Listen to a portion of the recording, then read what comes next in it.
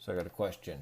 Hi there. I was talking to a friend of mine, quasi-religious mix of various beliefs, aka New Age, and he said the Council of Nicaea was where the church got rid of the idea of reincarnation. I never heard of this, and I tried looking on the internet but could not find anything on it apart from some New Age stuff. Do you know anything about this? Thanks. Peace. Yes, I do. And I will answer it right now. Excuse the lighting.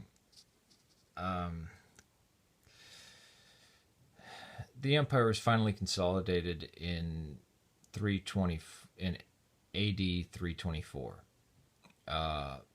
And the two characters that stand out at the Council of Nicaea are Arius and Athanasius of Alexandria. It was actually Alexander that noticed it, but Athanasius stands out for the famous line Athanasius contra mundo, which is Athanasius against the world.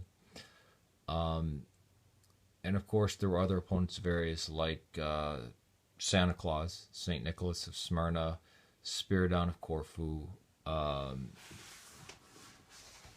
There were plenty of guys who didn't like Arius. Now, what was the Council of Nicaea about? Did it have anything to do with the canon of Scripture? No. Did it have anything to do with the Trinity? No. Did it have anything to do with affirming Christ's deity? No. Did it have anything to do with reincarnation? No. And you can send this to your friend. Reincarnation was never accepted. You could say, and I have waffled back and forth on this, that John the Baptist was the reincarnation of Elijah, but nobody buys that. They just say that it's, kind of like, the role that would fit. He picked up the mantle of Elijah, and he was the next Elijah, right? But I don't even know of any Christian sects that believe that Elijah was, or that John the Baptist was a reincarnation of Elijah. That was just the idea that I had waffled around with for a while. But then not even the Gnostics held to reincarnation, right? Because reincarnation in Hinduism and Buddhism is a very wicked and evil thing. It's a terrible thing. You are trying to escape it. Recently, people try to put forward that Gnostics believed in reincarnation. No.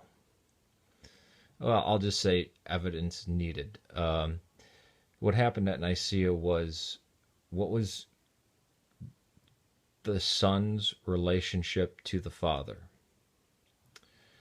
And it was one iota. It was homoousios or homoousios. And you had three factions. You had one saying that Christ was a creation of the Father. You had one faction saying, no, he was of the same substance as the Father. And then you had a third faction saying, yes, he was of the same substance as the Father, but we only want to use biblical language within forming the creed. Now, if we're using these two characters as this Athanasius agrees with homoousia, Christ being of one essence with the Father. He had approximately on his side 300 guys. And most of these guys came backing up Arius' position. But when they heard what Arius had to say, St. Nicholas actually punched him in the face and was thrown in jail. And so by the end of this council, this debate, there was two, Arius and Eusebius of Nicomedia. So it was a 300-2. Now, afterwards, Constantine kind of didn't care, and there were semi-Arians, and many bishops fell back into Arianism, even though they knew this was the correct teaching. So, like, the Visigoths were Arians, the Vandals were Arians, and this is how the Filioque got started, was to stamp out Arianism. But the Council of Nicaea it only set the date for Pascha, and whether the Son was homoousios or homoousios, 1 iota. The difference was 1 iota. Was he of like substance with the Father, or of the same substance as the Father? That's it. The whole argument was over 1 iota. Yeah. Reincarnation, ridiculous. I mean, people. It had nothing to do with Caesaropapism. In fact, nobody from Rome showed up. I don't think. I don't think for the first few ecumenical councils there's anyone from Rome. I think there was a few emissaries, a few bishops, but not even bishops. Like priests or archimandrites, because the Pope of Rome didn't really like Constantine.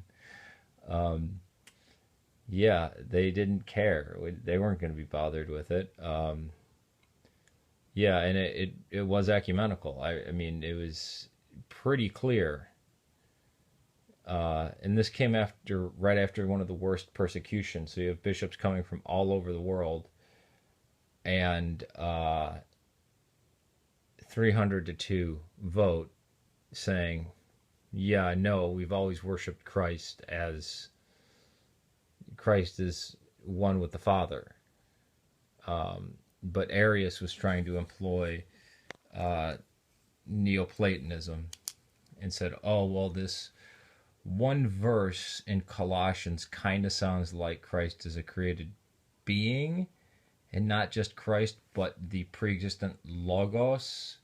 So, yeah, I mean, so it's just him and Eusebius of Nicomedia. That shouldn't be mistaken for Eusebius of Caesarea. So, yeah. And these numbers are approximate. Some have it a little over 300.